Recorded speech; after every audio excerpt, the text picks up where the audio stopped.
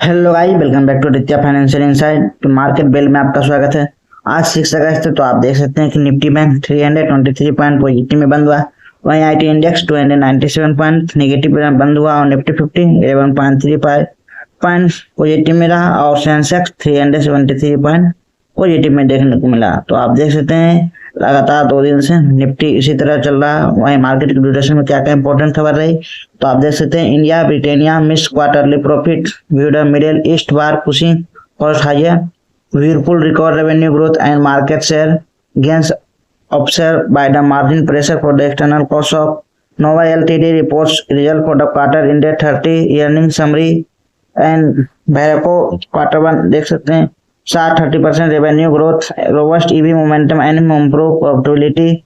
Premium quarter 1 revenue and profit surge and Sasutra cement जन quarter net profit 92 million पे।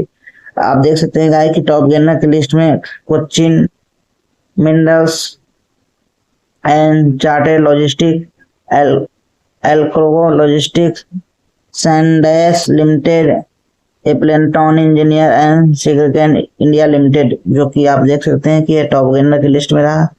वहीं आप बात करेंगे टॉप लूजर में, टॉप लूजर में आप देख सकते हैं जेंसन इंटरनेशनल, तारचंद इंफ्रा लॉजिस्टिक्स, ओमनियंट एनर्जी, ब्रिज सिक्योरिटी, बिल्विन इंडस्ट्री एंड एसोसिएटेड कॉन्ट्रैक्टर।